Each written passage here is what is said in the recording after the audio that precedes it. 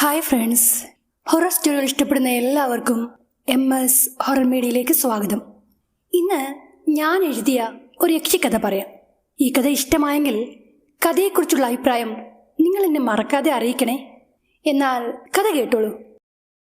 വെയിലും മങ്ങി തുടങ്ങിയിട്ടും മേടച്ചൂടിന് യാതൊരു കുറവുമില്ലായിരുന്നു. ദേവു ഓട്ടുപാത്രങ്ങൾ ഓരോന്നായി കഴുകി വൃത്തിയാക്കുന്ന തിരക്കിലായിരുന്നു. ഈറനായ പാവാടത്തുമ്പ് അല്പം ഉയർത്തി മുട്ടൊപ്പം അറയിലേക്ക് തെറുത്തു കുത്തിക്കൊണ്ട് അവൾ കഴുകി വൃത്തിയാക്കിയ പാത്രങ്ങളുമായി തെക്കേ വരാന്തയിലേക്ക് നടന്നു നീങ്ങവേ രേവമ്മ ദേവുവിനെ തടഞ്ഞുകൊണ്ട് പറഞ്ഞു, നാളെ നീ ഇവിടെ തന്നെ കാണണം. നിന്നെ കാണാനായി ഒരു കൂട്ടർ വരുന്നുണ്ട്. അവർ വരുമ്പോൾ നിന്നെ കണ്ടില്ലാച്ചാല് പിന്നെ നിന്റെ അച്ഛൻ എന്താണ് കാണിച്ചു കൂട്ടുക എന്ന് ആർക്കും തന്നെ പറയാനാവില്ല. നിന്റെ അപ്പച്ചിയുടെ അനുഭവം കൊണ്ട് ഞാൻ പറയാതെ തന്നെ നിനക്കത് ഊഹിക്കാവുന്നതേ ഉള്ളൂ. രണ്ടാനമ്മയായ രേവമ്മയുടെ ആ വാക്കുകളിൽ ഒളിഞ്ഞിരിക്കുന്ന ഭീഷണി കേട്ടില്ലെന്ന് നടിച്ച് ദേവിക ഓട്ടുപാത്രങ്ങൾ വരാന്തയിൽ കമഴ്ത്തി വെച്ചതിന് ശേഷം തിടുക്കത്തിൽ അടുക്കളയിലേക്ക് നടന്നു. ദേവുവിന്റെ മൗനം രേവമ്മയെ ദേഷ്യം പിടിപ്പിച്ചെങ്കിലും അവൾ തന്റെ കൺവെട്ടത്ത് നിന്ന് തിടുക്കത്തിൽ നടന്നകന്നതോടെ അവർ ഉമ്മറത്തെ കസേരയിലേക്ക് ഇരുന്നു. അരയിൽ തിരികെ ഈറൻ പാവാടത്തുമ്പ് നേരെയാക്കിക്കൊണ്ട് ദേവു അവളുടെ നിറമിഴികൾ തുടയ്ക്കുന്നത് കണ്ടതോടെ സുനന്ദയുടെ ഉള്ളു പിടഞ്ഞു. ദേവിക സുനന്ദയുടെ സ്വന്തം സഹോദരന്റെ മകളാണെങ്കിലും അവർ അവൾക്ക് അമ്മയെപ്പോലെയാണ്. മുടന്തി ദേവുവിന്റെ അരികിൽ വന്നിരുന്ന സുനന്ദ അവളുടെ പാറിപ്പറന്ന തലമുടി ഇഴകൾ പിന്നിലേക്ക് ഒതുക്കി വെച്ചുകൊണ്ട് അവളെ തന്റെ തോളിലേക്ക് ചായ്ച്ചു. എന്തേ കരഞ്ഞത്? രേവമ്മ മോളോട് എന്തെങ്കിലും പറഞ്ഞോ? സുനന്ദയുടെ ആ ചോദ്യം അവഗണിച്ച് ദേവു ഏങ്ങലിടിച്ച് കരഞ്ഞുകൊണ്ട് അവരുടെ മാറിലേക്ക് ചാഞ്ഞു. എന്താ എന്റെ കുട്ടിക്ക് പറ്റിയത്? സുകുമാരേട്ടൻ നിന്നെ വഴക്കിട്ടോ? എന്റെ അമ്മയുണ്ടായിരുന്നെങ്കിൽ എനിക്കിങ്ങനെ ഒരു വേലക്കാരിയെ പോലെ ഈ പരിയാരത്തെ വീട്ടിൽ കഴിയേണ്ടി വരില്ലായിരുന്നു. അമ്മ മരിച്ചപ്പോൾ തന്നെ അമ്മയുടെ വീട്ടുകാര് എന്നെയും അങ്ങോട്ട് കൊന്നു കളയണമായിരുന്നു. അതിനു പകരം എന്നെ വേണ്ടാത്ത അച്ഛൻ വീട്ടുകാരുടെ മുന്നിലേക്ക് അവരെന്നെ വലിച്ചെറിഞ്ഞു. എന്റെ ദേവൂട്ടി, നീ ഇങ്ങനെയൊന്നും പറയാതെ. നീ ഇല്ലായിരുന്നെങ്കിൽ എന്റെ ജീവിതം എങ്ങനെയായി തീർന്നേനും. സ്വന്തം അമ്മയെപ്പോലെയല്ലേ ഞാൻ നിന്നെ നോക്കി വളർത്തിയത്. മുട്ടിലിഴഞ്ഞ് നടക്കാറായ പ്രായത്തിൽ ശ്രീകളിയുടെ വീട്ടുകാര് നിന്നെ ഇവിടെ ഉപേക്ഷിച്ച് പോയതാ. അന്നു മുതൽ ഞാൻ നിനക്ക് അമ്മയായി. അപ്പച്ചി അമ്മയ്ക്ക് ഞാൻ സ്വന്തം മകളെപ്പോലെ തന്നെയാ. പക്ഷേ എന്നെ ജനിപ്പിച്ച അപ്പച്ചിയുടെ സ്വന്തം സഹോദരനായ എന്റെ അച്ഛൻ ഇന്നേ വരെ എന്നോട് സ്നേഹത്തോടെ ഒരു വാക്ക് പറഞ്ഞിട്ടുണ്ടോ? എന്നെ കാണുന്നത് തന്നെ അച്ഛനെ ചതുർത്ഥിയാ. മാറാരോഗിയായ അമ്മയുടെ രോഗവിവരങ്ങൾ മറച്ചു വെച്ചുകൊണ്ടാണ് അമ്മയുടെ വീട്ടുകാർ അമ്മയെ അച്ഛനെ കൊണ്ട് വിവാഹം കഴിപ്പിച്ചെന്ന കാരണത്താൽ അങ്ങേര് എന്നെയും ഒരു ശത്രുവിനെ പോലെയാ കാണുന്നത്. അപ്പച്ചിയമ്മ എന്തിനാ എന്നെ ഇങ്ങനെ വളർത്തിയത്? അച്ഛൻ അനിഷ്ടം കാണിച്ചപ്പോൾ തന്നെ എന്നെ എന്റെ അമ്മയുടെ വീട്ടിലേക്ക് പറഞ്ഞു വിടാൻ പാടില്ലായിരുന്നോ? ദേവിക പദം പറഞ്ഞ് ഏങ്ങലിടിച്ച് കരഞ്ഞു തുടങ്ങിയതോടെ അവളെ ആശ്വസിപ്പിക്കാൻ സുനന്ദ വല്ലാതെ പാടുപെട്ടു. ഒരാഴ്ചയായിട്ട് ദേവികയുടെ വിവാഹക്കാര്യം പറഞ്ഞ് രേവമ്മയും ഭർത്താവ് സുകുമാരനും വലിയ പിണക്കത്തിലായിരുന്നു. പക്ഷേ ഇന്നലെ വൈകിട്ടോടെ ആ പിണക്കം മാറി. ഇരുവരും ഈ വിഷയത്തെ ചൊല്ലി ഗൗരവമായ ചർച്ചയിലായിരുന്നു. ആ ചർച്ച പുരോഗമിച്ചതോടെ സുകുമാരന്റെ രണ്ടാം ഭാര്യയായ രേവമ്മയുടെ മുഖത്ത് ഒരു പ്രത്യേക സന്തോഷം കാണാനുമുണ്ട്. എന്നാൽ ആ സന്തോഷത്തിന്റെ കാരണം സുകുമാരന്റെ ഏക സഹോദരിയായ സുനന്ദയ്ക്ക് ഇതേവരെ മനസ്സിലായിട്ടില്ല. ഒരുപക്ഷെ രേവമ്മ കല്യാണക്കാര്യത്തെക്കുറിച്ച് ദേവികയോട് എന്തെങ്കിലും സംസാരിച്ചു കാണും. അതായിരിക്കും അവൾ ഇത്രയധികം സങ്കടപ്പെട്ടത്. രേവമ്മയുടെ ഒരു സ്വഭാവം വെച്ച് സുകുമാരന്റെ ആദ്യ ഭാര്യയിലെ സന്തതിയായ ദേവികയ്ക്ക് നല്ലത് വരുന്നത് അവർക്ക് സഹിക്കാവുന്ന ഒരു കാര്യമല്ല. അതിനാൽ തന്നെ ഇപ്പോഴവരുടെ മുഖത്ത് കാണാവുന്ന ആ സന്തോഷത്തിന് പിന്നിൽ ദേവികയ്ക്ക് ആപത്തായി ഭവിക്കുന്ന എന്തോ ഒരു കാരണമുണ്ട്. തന്റെ മടിയിൽ തലവെച്ച് കണ്ണടച്ചു കിടന്ന ദേവുവിന്റെ ശിരസിൽ തലോടുമ്പോഴും സുനന്ദയുടെ മനസ്സ് ആകെ അസ്വസ്ഥമായിരുന്നു. അറ്റുപോയ തന്റെ വലതുകാൽ പാദത്തിലേക്ക് നോക്കിയപാടെ സുനന്ദയുടെ ഉള്ളു പിടഞ്ഞു. ഇപ്പോൾ 21 കഴിഞ്ഞ ദേവുവിന്റെ അതേ പ്രായത്തിൽ തന്റെ ഏക സഹോദരനായ സുകുമാരൻ നൽകിയ കടുത്ത ശിക്ഷയായിരുന്നു തന്നെ ഈ വിധം ഒരു വികലാംഗിയാക്കി മാറ്റിയത്. ഇഷ്ടപ്പെട്ട പുരുഷനോടൊപ്പം വീട് വിട്ടിറങ്ങിയ സ്വന്തം സഹോദരിയെ അയാൾ അരിവാളുകൊണ്ട് എറിഞ്ഞു വീഴ്ത്തുകയായിരുന്നു. സുകുമാരന്റെ ഏറുകൊണ്ട് സുനന്ദയുടെ കാൽപാദം അറ്റുപോയി. കാലിലേറ്റ ആഴത്തിലുള്ള മുറിവ് കാരണം സുനന്ദയുടെ ബോധം നശിച്ചതിനാൽ കൈപിടിച്ച് കൂടെയോടിയ ബാലചന്ദ്രന് എന്ത് സംഭവിച്ചു എന്നത് ഇപ്പോഴും ഒരു രഹസ്യമായി തുടരുകയാണ്. പരിയാരം വീട്ടിലെ പെണ്ണിനെ രാത്രി നേരം ഇറക്കിക്കൊണ്ടു പോകാൻ ശ്രമിച്ച് പരാജയപ്പെട്ടതിനാൽ ബാലചന്ദ്രൻ ജീവനും കൊണ്ട് നാടുവിട്ടു എന്നാണ് ഒരു സംഘം ആൾക്കാർ പറഞ്ഞു നടക്കുന്നത്. അതല്ല, കലിമൂത്ത് സുകുമാരൻ ചെണ്ടകൊട്ടുകാരനായ ബാലചന്ദ്രനെ കൊന്നു കുഴിച്ചു മൂടിയെന്നും വേറൊരു കൂട്ടര് നാട്ടിൽ പറഞ്ഞു വരുത്തിയിട്ടുണ്ട്. ഇതിനിടയ്ക്ക് ബാലൻ മറ്റൊരു സ്ത്രീയോടൊപ്പം സേലത്ത് താമസമാക്കിയെന്നും ആ സ്ത്രീയിൽ അയാൾക്ക് 2 മക്കളുണ്ടെന്നും ചിലർ പറഞ്ഞു നടക്കുന്നുണ്ട്. ഇതിലേതാണ് സത്യമെന്ന് സുനന്ദയ്ക്ക് ഇപ്പോഴും അറിയില്ല. ബാലചന്ദ്രനോടൊപ്പം ആരോരും കാണാതെ വീട്ടിൽ നിന്നിറങ്ങിയോടിയ ആ രാത്രിയിലാണ് അവർ അവസാനമായി അയാളെ കണ്ടത്. കുടുംബത്തിന്റെ മാനം കെടുത്തിയെന്ന് പേരുദോഷം കേൾപ്പിച്ചതിനാൽ വികലാംഗിയായി പോയ സുനന്ദയെ പിന്നെ വിവാഹം കഴിക്കാൻ ആരും തയ്യാറായതുമില്ല. സുനന്ദ പിന്നീടൊരു വിവാഹ ജീവിതത്തെക്കുറിച്ച് ആഗ്രഹിച്ചതുമില്ല. തന്റെ ഭാര്യയായ ശ്രീകലയും സുനന്ദയുടെ രഹസ്യബന്ധത്തെ സപ്പോർട്ട് ചെയ്തിരുന്നുവെന്നും ബാലചന്ദ്രനോടൊപ്പം വീട്ടിൽ നിന്നിറങ്ങിപ്പോകാൻ സുനന്ദയെ അവർ സഹായിച്ചുവെന്നും ശ്രീകലയുടെ മരണശേഷമാണ് സുകുമാരൻ അറിഞ്ഞത്. അവർ ജീവിച്ചിരുന്ന സമയത്തെങ്ങാനുമാണ് അയാൾ ഈ വിവരം അറിഞ്ഞിരുന്നുവെങ്കിൽ ഒരുപക്ഷെ ശ്രീകലയെ സുകുമാരൻ തന്നെ കൊന്നേനമായിരുന്നു. ദേവികയുടെ ജനനം കഴിഞ്ഞ് ഏതാണ്ട് 1 കൊല്ലം കഴിയും മുമ്പേ കരൾ രോഗിയായിരുന്ന ശ്രീകല മരണമടഞ്ഞു. അതോടെ കുഞ്ഞായിരുന്ന ദേവികയെ അവരുടെ വീട്ടുകാർ കുട്ടിയുടെ അച്ഛന്റെ വീട്ടിലാക്കി മടങ്ങിപ്പോയി. പിന്നീട് ആ കുഞ്ഞിന് സുനന്ദ ഒരമ്മയായി മാറുകയായിരുന്നു. ദേവു അവരുടെ ജീവിതത്തിലേക്ക് വന്നതിന് ശേഷമാണ് സുനന്ദയ്ക്ക് പിന്നീട് ജീവിക്കാൻ പോലും തോന്നി തുടങ്ങിയത്. ശ്രീകല മരിച്ച് ഏതാണ്ട് 2 മാസം കഴിയും മുമ്പേ സുകുമാരൻ മറ്റൊരു വിവാഹം കഴിക്കാൻ ആഗ്രഹിച്ചു തുടങ്ങി. പക്ഷേ അയാൾ കരുതിയതുപോലെ അയാൾക്ക് അത്ര പെട്ടെന്നൊന്നും മറ്റൊരു വിവാഹബന്ധം ഒത്തുവന്നില്ല. പേരുദോഷം കേൾപ്പിച്ച പെങ്ങളും ആദ്യ ഭാര്യയിലെ മകളും അയാൾക്ക് വലിയൊരു ബാധ്യതയായിരുന്നു. ഏറെ നാളത്തെ ശ്രമത്തിനൊടുവിലാണ് ഒരു ബ്രോക്കർ വഴി രേവതി എന്ന രേവമ്മയുടെ വിവാഹാലോചന സുകുമാരനെ തേടിയെത്തിയത്. ശ്രീകലയേക്കാൾ ചെറുപ്പം, പക്ഷേ രേവതിയുടെയും 2ാം വിവാഹമായിരുന്നു. ആദ്യത്തെ ബന്ധത്തിൽ അവർക്ക് മക്കളൊന്നുമില്ലായിരുന്നു.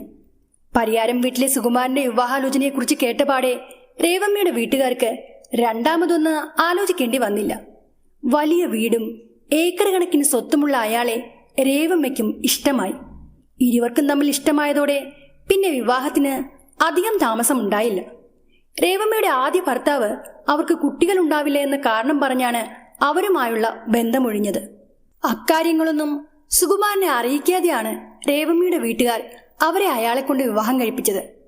പരിയാരം വീട്ടിൽ വന്നു കയറിയപാടെ സുകുമാരന്റെ സഹോദരിയായ സുനന്ദയെയും അയാളുടെ ആദ്യ ഭാര്യയിലുണ്ടായ മകളെയും രേവമ്മ തന്റെ ശത്രുക്കളായി തന്നെ കണ്ടു. മിക്ക രണ്ടാനമ്മമാരെ പോലെ തന്നെയായിരുന്നു അവരുടെയും സ്വഭാവം. ദേവികയെ അവർക്ക് കണ്ടുകൂടായിരുന്നു. ആദ്യ ഭർത്താവിന്റെ വീട്ടുകാർ അവരെ മച്ചി എന്ന് വിളിച്ച് പരിഹസിച്ചിരുന്നു. സുകുമാരനെ വിവാഹം കഴിച്ച് 2 വർഷം കഴിഞ്ഞപ്പോൾ തന്നെ അതേ പരിഹാസം അവർക്ക് അയാളുടെ ബന്ധുക്കളിൽ നിന്നും കേൾക്കേണ്ടി വന്നു. എങ്കിലും സുകുമാരന് അതൊന്നും ഒരു പ്രശ്നമായിരുന്നില്ല. നിനക്ക് കുട്ടികൾ ഉണ്ടായില്ലെങ്കിൽ എന്താ, ദേവികയെ നീ നിന്റെ സ്വന്തം മകളായി കണ്ടാൽ പ്രശ്നം തീർന്നല്ലോ. സുകുമാരന്റെ ആ വാക്കുകളിലൊന്നും ആശ്വാസം കണ്ടെത്തുവാൻ രേവമ്മയ്ക്കായില്ല. എന്തായാലും നിലവിൽ അവർക്ക് മക്കളൊന്നുമില്ലാത്തതിനാൽ പരിയാരം വീട്ടിലെ സ്വത്തുവകകളെല്ലാം സുകുമാരന്റെ ആദ്യ ഭാര്യയിലുണ്ടായ അയാളുടെ ഏക മകളായ ദേവികയ്ക്ക് വന്നു ചേരുമെന്നുള്ള രേവമ്മയുടെ വീട്ടുകാരുടെ സംസാരം അവരെ ദേഷ്യം കൊള്ളിച്ചു. അങ്ങനെ 3-ാം വർഷം ഒടുവിൽ അവർ ഗർഭിണിയാവുകയും അവർക്ക് ഇരട്ട കുട്ടികൾ ജനിക്കുകയും ചെയ്തു. അതോടെ മച്ചി എന്ന് വിളിച്ച് തന്നെ പരിഹസിച്ചവരുടെ മുന്നിൽ കൂടി തന്റെ 2 മക്കളെയും ചേർത്ത് പിടിച്ച് രേവമ്മ തല ഉയർത്തി നടന്നു. തനിക്ക് ഒരു കുഞ്ഞ് ജനിക്കണമേ എന്ന് പ്രാർത്ഥിച്ച് അമ്പലങ്ങളെല്ലാം കയറിയിറങ്ങിയ രേവമ്മയ്ക്ക് ഒറ്റ പ്രസവത്തിലൂടെ ഒരാണും പെണ്ണും ജനിച്ചു, വേണിയും മാധവും. അവരും ദേവികയെ ഒരു ശത്രുവിനെ പോലെ തന്നെ കണ്ടു. സുനന്ദയെയും ദേവുവിനെയും പരിയാരം വീട്ടിൽ നിന്ന് പുകച്ച് പുറത്തു ചാടിക്കാൻ രേവമ്മ പലതവണ ശ്രമിച്ചെങ്കിലും അതൊന്നും ഫലം കണ്ടില്ല. വേണിക്ക് 18 കഴിഞ്ഞതോടെ രേവമ്മയ്ക്ക് ഒരേ ആദിയാണ്. അല്പം തടിച്ച് വെളുത്ത സുന്ദരിയാണ് അവളെങ്കിലും ദേവിക്ക് മുന്നിൽ വേണി അല്പം പിന്നിൽ തന്നെയാണ്. മുട്ടോളം വളർന്ന ഇടതൂർന്ന തലമുടിയും വിടർന്ന കണ്ണുകളും ദേവികയുടെ പ്രത്യേകതകളായിരുന്നു. വേണി കോളേജിൽ പോയി പഠിക്കുമ്പോൾ ദേവികയുടെ വിദ്യാഭ്യാസം പൂർത്തിയാക്കാൻ രേവമ്മ അനുവദിച്ചില്ല. തന്റെ മകൾക്ക് മുന്നിൽ ദേവിക ഒരു ബിരുദധാരിയാകുന്നത് അവർക്ക് സഹിക്കാനാവില്ലായിരുന്നു. അങ്ങനെ പഠനത്തിൽ മിടുക്കിയായ ദേവുവിന്റെ പഠനം മുടക്കി അവളെ പരിയാരം വീട്ടിലെ വേലക്കാരിയാക്കി മാറ്റുന്നതിൽ രേവമ്മ വിജയം കണ്ടെത്തി. ആരെയും ആകർഷിക്കുന്ന സൗന്ദര്യമുള്ള ദേവികയെ പഠിക്കാൻ അയച്ചാൽ ഒരുപക്ഷെ അവളും സുനന്ദയെപ്പോലെ ഒരു രാത്രി ഏതെങ്കിലും ഒരുവന്റെ കൂടി ഇറങ്ങിപ്പോയെന്ന് വരാം. അങ്ങനെ സംഭവിച്ചാൽ അത് വേണിയുടെ ഭാവിയെയും ബാധിക്കും. എന്നാൽ രേവമ്മയുടെ മുനവച്ചുള്ള സംസാരം സുകുമാരന്റെ ഹൃദയത്തിൽ തന്നെ കൊണ്ടു. അയാൾ അതോടെ ദേവികയെ കോളേജിലേക്ക് വിട്ടില്ല. ഇപ്പോൾ വന്നിരിക്കുന്ന ഈ വിവാഹാലോചന എങ്ങനെയെങ്കിലും ഉറപ്പിക്കണമെന്ന ചിന്തയിലായിരുന്നു രേവമ്മ. മാളിയേക്കൽ വീട്ടുകാരുമായുള്ള ബന്ധം എല്ലാ അർത്ഥത്തിലും അവർക്ക് ലാഭകരമായിരുന്നു.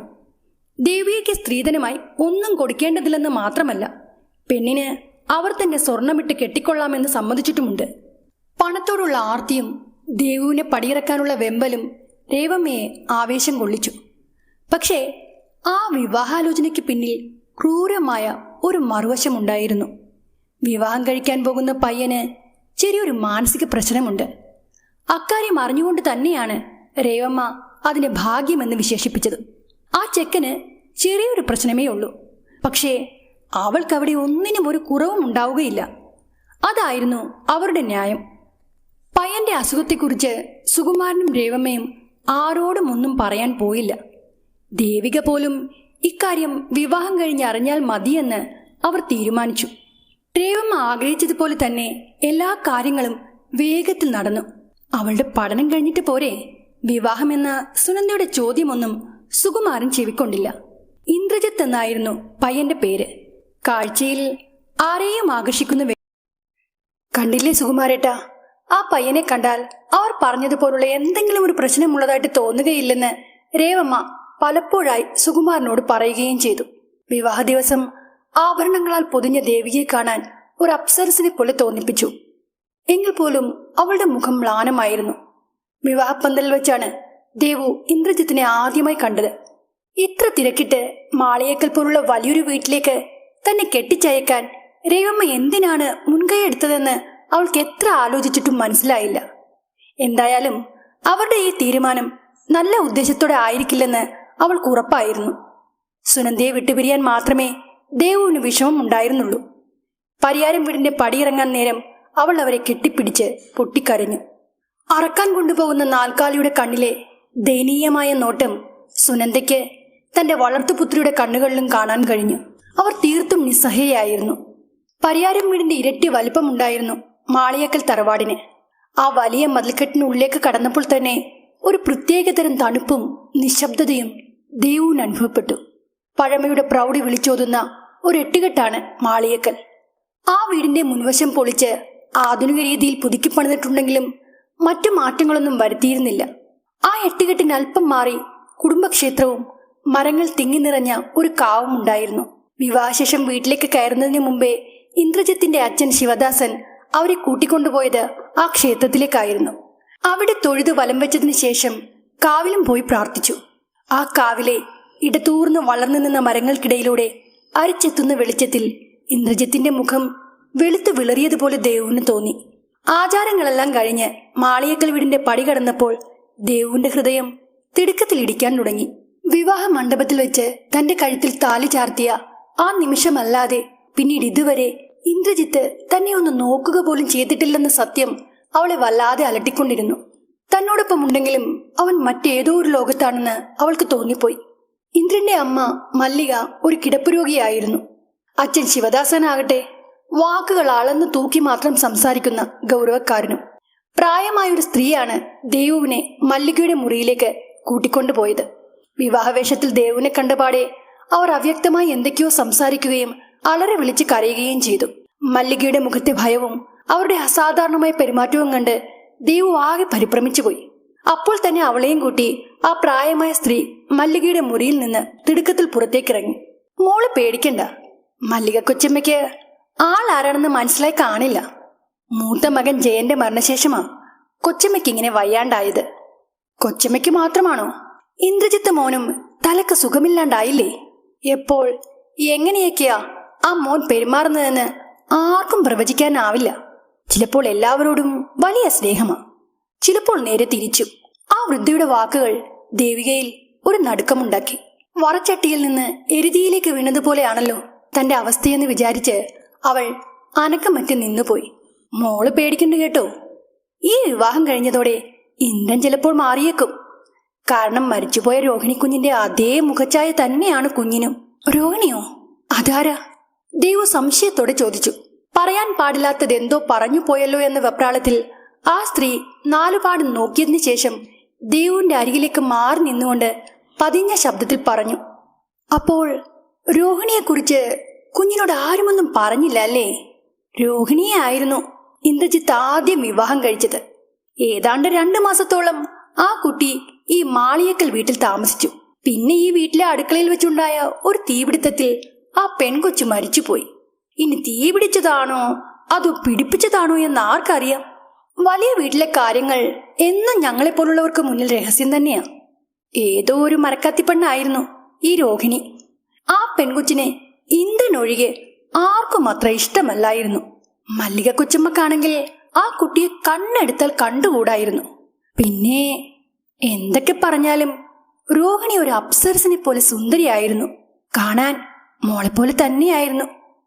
അതുകൊണ്ടായിരിക്കാം ഇന്ദ്രനും മറുത്തൊന്നും പറയാതെ ഈ വിവാഹത്തിന് അങ്ങോട്ട് സമ്മതിച്ചത്. മോൾ ഇങ്ങനെ വന്നപടി നിൽക്കാതെ പോയി തുണിയൊക്കെ മാറ്. എന്തെങ്കിലും ആവശ്യമുണ്ടെങ്കിൽ മോൾ എന്നോട് പറഞ്ഞാൽ മതിയാകും.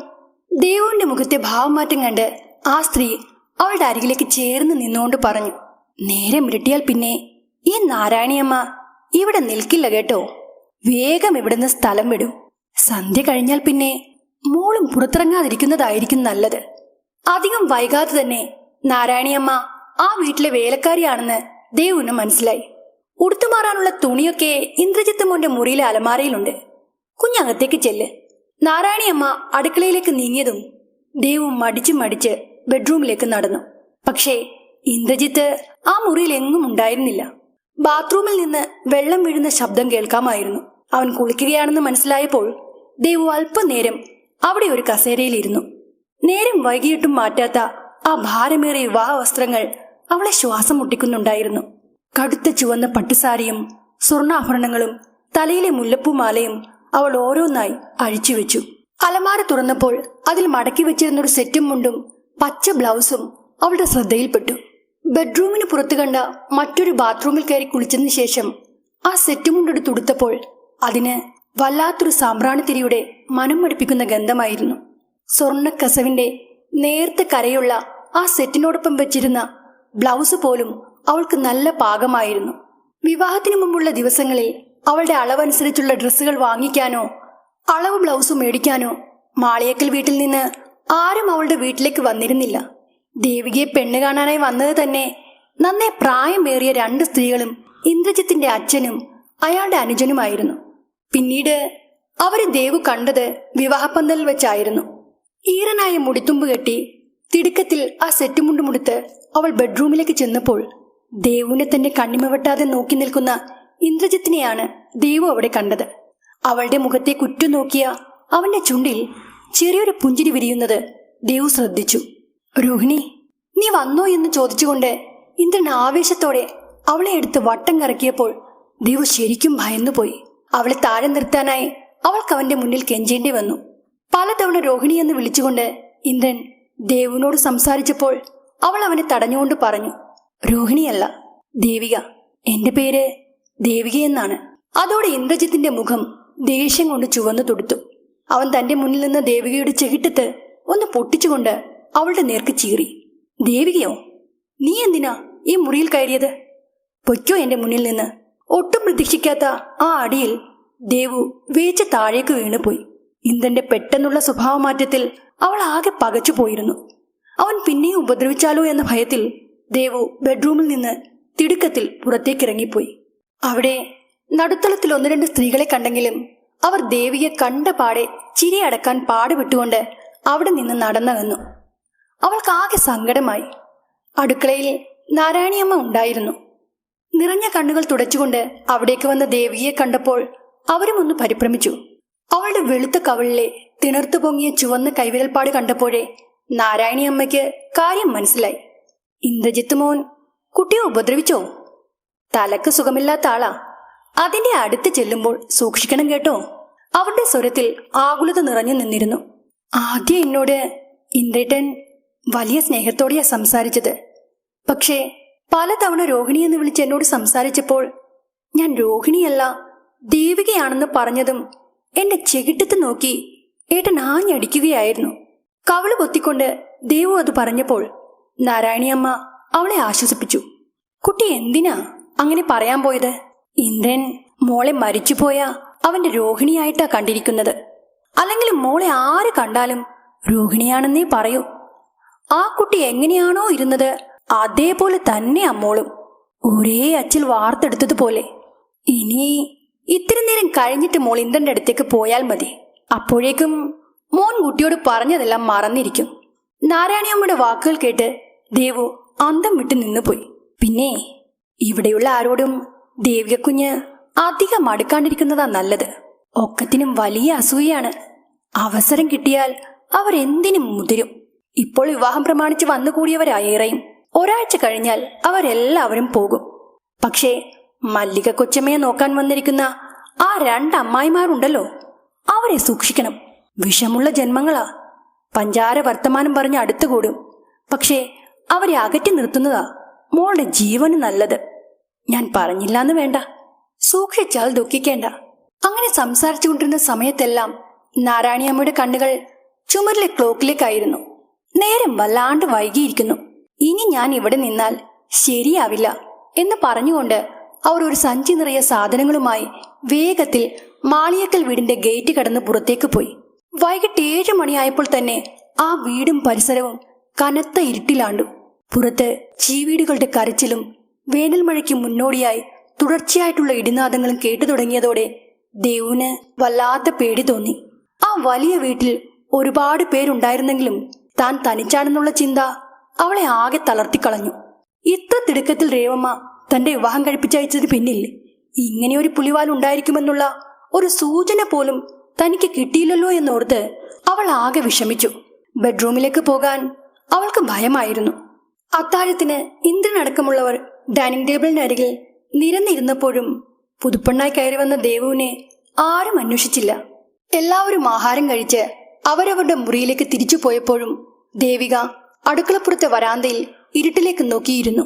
തെക്കേ തൊടിയിലെ തോട്ടിൻവക്കത്ത് നിന്ന് തുടർച്ചയായുള്ള കുളക്കോഴികളുടെ കരച്ചിൽ കേൾക്കാമായിരുന്നു. കാറ്റ് വീശാൻ തുടങ്ങിയതോടെ ഉണങ്ങി ഒടിഞ്ഞു തൂങ്ങിയ വാഴയിലകൾ തമ്മിൽ ഉരസുന്ന ശബ്ദമേറി വന്നു. എന്തുകൊണ്ടാണ് തന്റെ ജീവിതത്തിൽ ഇത്രയ്ക്ക് കൈപ്പേറിയ കാര്യങ്ങൾ മാത്രം സംഭവിക്കുന്നുവെന്ന് ചിന്തിച്ചപ്പോൾ ദേവുവിന്റെ കണ്ണുകൾ നിറഞ്ഞൊഴുകി. എന്നും അവഗണന മാത്രം. ആശ്വാസവാക്കുകൾ പറയാറുള്ള അപ്പച്ചിയമ്മയെയും ഇനി കാണാൻ വഴിയില്ല. ഇരുട്ട് കനത്തിട്ടും ദേവു പുറത്തെ വരാന്തയിൽ തന്നെ ചടഞ്ഞുകൂടിയിരുന്നു.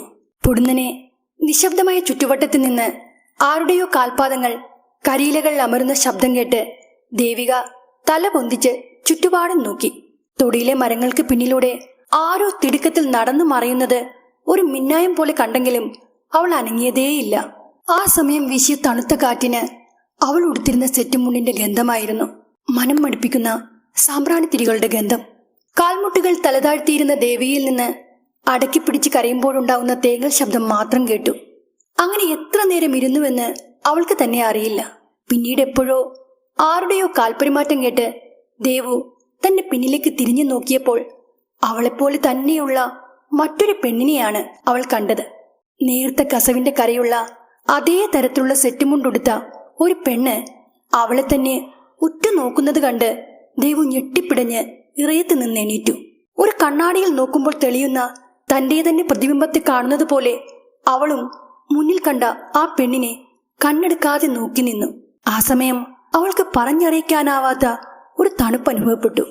പിന്നീട് അവൾ കണ്ട ആ പെൺകുട്ടി കർപ്പൂര ദീപത്തിൽ നിന്നുയരുന്ന വെളുത്ത പുക കണക്കെ അവളിലേക്ക് ചേർന്നു. ആ നിമിഷം ദേഹമാകെ ഒരു വിറയൽ അനുഭവപ്പെട്ട ദേവിക തിടുക്കത്തിൽ അടുക്കളയ്ക്ക് പിന്നിലെ വരാന്തയിൽ നിന്ന് അകത്തേക്ക് കയറി വാതിലടച്ച് നേരെ കിടപ്പുമുറിയിലേക്ക് നടന്നു.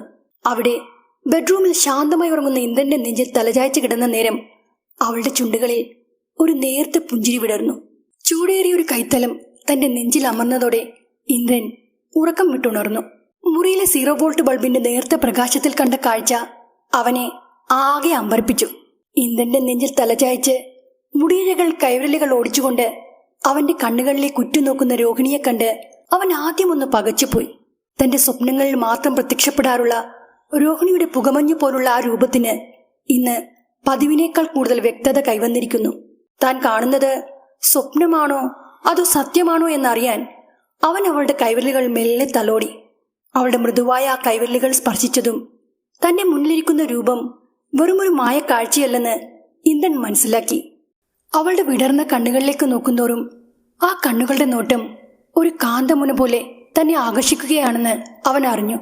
ഒരു കൂട്ടം പാലപ്പൂക്കൾ ഒന്നിച്ചു വിരിയുമ്പോഴുണ്ടാകുന്ന മാസ്മരിക ഗന്ധം ആ മുറിയിൽ നിറഞ്ഞതും ഇന്ദ്രന് അതുവരെ അനുഭവപ്പെടാത്ത ഒരു തണുപ്പ് അനുഭവപ്പെട്ടു. ആ തണുപ്പിൽ അവൻ തന്റെ മുന്നിലിരുന്ന ദേവുവിനെ ഇറുകെ പുണർന്നു. ഇത്തവണ ഇന്ദ്രൻ അവളെ രോഹിണിയെന്ന് വിളിച്ചപ്പോൾ അവൾ എതിർത്തില്ല. പകരം അവന്റെ നെഞ്ചിലെ ചൂടുപറ്റി അവൾ അനങ്ങാതെ അങ്ങനെ കിടന്നു. ഏറെ നാളത്തെ കാത്തിരിപ്പിനൊടുവിൽ കണ്ടുമുട്ടിയ ഭാര്യ ഭർത്താക്കന്മാരെന്ന പോലെ അവരിരുവരും പരിഭവം പറയുകയും സ്നേഹം പങ്കുവയ്ക്കുകയും ചെയ്തു. ആ സ്നേഹപരിലാളനങ്ങൾക്കൊടുവിൽ മയക്കത്തിൽ ആണ്ടുപോയ ദേവു അടുത്ത ദിവസം നന്നേ താമസിച്ചാണ് ഉണർന്നത്. അവളെ ചേർത്ത് പിടിച്ച് ശാന്തമായി ഉറങ്ങുന്ന ഇന്ദ്രജിത്തിനെ കണ്ടപ്പോൾ ദേവിക ഞെട്ടിപ്പോയി. അഴിഞ്ഞുലഞ്ഞ ഉടയാടകൾ വാരിച്ചുറ്റിക്കൊണ്ട് അവൾ കിടക്കയിൽ നിന്ന് പരിഭ്രമത്തോടെ ചാടി എണീറ്റു. ആ മുറിയിലാകെ അപ്പോഴും മത്തുപിടിപ്പിക്കുന്ന കാട്ടുപൂക്കളുടെ ഒരു സുഗന്ധം തങ്ങി നിന്നിരുന്നു. കഴിഞ്ഞ രാത്രിയിൽ താൻ എപ്പോഴാണ് ആ മുറിയിൽ വന്ന് കിടന്നതെന്നായിരുന്നു അവൾ അപ്പോൾ ചിന്തിച്ചത്. അടുക്കളപ്പുറത്തെ തിണ്ണയിൽ ഇരുട്ടിലേക്ക് നോക്കിയിരുന്നത് വരെയുള്ള കാര്യങ്ങൾ മാത്രമേ ദേവുവിന്റെ ഓർമ്മയിൽ അപ്പോൾ തെളിഞ്ഞു വന്നുള്ളൂ. പക്ഷെ അതിനുശേഷം എന്താണ് സംഭവിച്ചതെന്ന് എത്ര ശ്രമിച്ചിട്ടും അവൾക്ക് ഓർത്തെടുക്കാൻ കഴിഞ്ഞില്ല. കിടക്കയിൽ അവിടെ ഇവിടെയായി ചിതറിക്കിടക്കുന്ന വാടിയ പാലപ്പൂക്കൾ കണ്ടപ്പോൾ ദേവിക ശരിക്കും അന്തിച്ചുപോയി. മുല്ലപ്പൂവുകൾക്ക് പകരം പാലപ്പൂക്കൾ കൊണ്ട് മണിയറ അലങ്കരിച്ചിരിക്കുന്നു ഇന്ദ്രൻ. തലയ്ക്ക് സുഖമില്ലാത്ത ആളായാൽ ആ മനുഷ്യൻ എപ്പോൾ എന്താണ് ചെയ്യുകയെന്നത് പ്രവചിക്കാനാവില്ല എന്ന് നാരായണിയമ്മ പറഞ്ഞത് അവൾക്ക് ഓർമ്മ വന്നു. ഇന്ദ്രജിത്ത് ഉണരും മുമ്പേ അവൾ തിടുക്കത്തിൽ കുളിച്ച് വേഷം മാറി മുറിയിലേക്ക് തിരിച്ചെത്തി. അപ്പോഴും അവൻ ഗാഢനിദ്രയിലായിരുന്നു. അടഞ്ഞുകിടന്ന ഡോറിൽ ആരോ മുട്ടി വിളിക്കുന്ന ശബ്ദം കേട്ടാണ് ദേവു തന്റെ ചിന്തകളിൽ നിന്നുണർന്നത്. കതക് തുറന്നപ്പോൾ പുറത്ത് നാരായണിയമ്മയായിരുന്നു. കയ്യിലുണ്ടായിരുന്ന ചായക്കപ്പുകൾ ട്രേയിൽ നിന്നെടുത്ത് ദേവുവിന് നേരെ നീട്ടിയപ്പോൾ അവരുടെ മുഖത്ത് വല്ലാത്തൊരു പരിഭ്രമമുണ്ടായിരുന്നു. ചുറ്റുപാടും ആരുമില്ലെന്ന് ഉറപ്പുവരുത്തിയ ശേഷം നാരായണിയമ്മ ദേവുവിന്റെ അരികിലേക്ക് നീങ്ങി നിന്നുകൊണ്ട് ശബ്ദം താഴ്ത്തി ചോദിച്ചു, ഇന്നലെ രാത്രി ഇവിടെ നടന്നതൊന്നും മോൾ അറിഞ്ഞില്ലേ? ഒന്നും മനസ്സിലാകാതെ ദേവിക ആ വൃദ്ധയെ ഉറ്റുനോക്കി. ഇന്നലെ രാത്രിയിൽ രോഹിണിയെ കണ്ടെന്ന് പറഞ്ഞ് മല്ലികക്കൊച്ചമ്മ കരഞ്ഞ് നിലവിളിച്ചു അത്രേ. തീപ്പൊള്ളലേറ്റ് വെന്തടർന്ന മുഖവുമായി ആ പെണ്ണ് കൊച്ചമ്മയുടെ തലക്കിൽ കുറേ നേരം ഇരുന്നുവെന്നും കഴുത്തിന് കുത്തിപ്പിടിച്ചെന്നുമൊക്കെ അവരെ നോക്കാൻ വന്ന ആ ഭാനുമതി പറയുന്നത് കേട്ടു. അവര് പറഞ്ഞത് കേട്ടിട്ട് സത്യമാണെന്നാ തോന്നുന്നത്. കാരണം മല്ലിക കൊച്ചമ്മയുടെ കഴുത്തിലെ കരുവാളിച്ച് ചുവന്ന പാടും അവരുടെ കണ്ണുകളിലെ ഭയവും കണ്ടിട്ട് പറഞ്ഞതൊന്നും അവര് കണ്ട ഒരു ദുസ്വപ്നമായിട്ട് എനിക്ക് തോന്നുന്നില്ല. ജീവിച്ചിരുന്ന സമയത്ത് ആ കുട്ടിയെ മല്ലിക കൊച്ചമ്മ ഒരുപാട് കഷ്ടപ്പെടുത്തിയതാണേ. അപ്പൊ പിന്നെ ഇങ്ങനെയൊക്കെ സംഭവിച്ചില്ലെങ്കിലേ അതിശയമുള്ളൂ. പിന്നെ രോഹിണിയെ കണ്ടെന്ന് പറഞ്ഞ് കൊച്ചമ്മ ഇടയ്ക്കിങ്ങനെ കരഞ്ഞ് വിളിച്ച് ഇവിടെയുള്ളവരുടെ ഉറക്കം കെടുത്തുന്നതാ. അതുകൊണ്ട് അവർക്കിതൊന്നും അത്രയ്ക്ക് പുതുമയുള്ള കാര്യമല്ല. പക്ഷേ ഇന്നലെ രാത്രിയിൽ തീപ്പൊള്ളലേറ്റ് വെന്തു മരിച്ച രോഹിണി കൊച്ചമ്മയുടെ കഴുത്തിന് പിടിച്ചെന്ന് പറയുന്നത് സത്യം തന്നെ ആയിരിക്കണം. സ്നേഹിച്ച് വിവാഹം കഴിച്ച പുരുഷനോടൊപ്പം അധിക നാളൊന്നും ജീവിക്കാൻ പറ്റാതെ പടുമരണപ്പെട്ടുപോയവളല്ലേ രോഹിണി. അതിനാൽ ആ പെണ്ണിന്റെ ആത്മാവ് ഉറപ്പായും തിരിച്ചു വരും. പോരാഞ്ഞിട്ട് ഇന്നലെ നിങ്ങളുടെ വിവാഹ ദിവസം കൂടി ആയിരുന്നല്ലോ. നാരായണിയമ്മ പിന്നീട് പറഞ്ഞ കാര്യങ്ങളൊന്നും ദേവിക കേട്ടില്ല. അവളുടെ ചുണ്ടുകളിൽ വിരിഞ്ഞ പുഞ്ചിരിക്ക് ഒരു നിഗൂഢതയുണ്ടായിരുന്നു. തൊട്ടപ്പുറത്തെ മുറിയിൽ നിന്ന് കേട്ട മല്ലികയുടെ ഭയന്ന് വിറച്ചുള്ള കരച്ചിൽ അവൾ ആ നിമിഷം തൊട്ടേ ആസ്വദിച്ചു തുടങ്ങുകയായിരുന്നു. ഈ കഥയുടെ 1-ാം ഭാഗം ഇവിടെ അവസാനിക്കുകയാണ്. ഈ കഥയെക്കുറിച്ചുള്ള നിങ്ങളുടെ അഭിപ്രായങ്ങൾ അറിഞ്ഞതിന് ശേഷം ഞാനിതിൻ്റെ അവസാന ഭാഗം എത്രയും പെട്ടെന്ന് എഴുതി പൂർത്തിയാക്കുന്നതാണ്. നിങ്ങളുടെ അഭിപ്രായങ്ങളാണ് കഥ എഴുതാനുള്ള എൻ്റെ ഏറ്റവും വലിയ പ്രചോദനം. അതിനാൽ കഥ കേട്ട എൻ്റെ എല്ലാ പ്രിയ സുഹൃത്തുക്കളും ഈ കഥയെക്കുറിച്ചുള്ള അഭിപ്രായങ്ങൾ മറക്കാതെ പറയണം കേട്ടോ.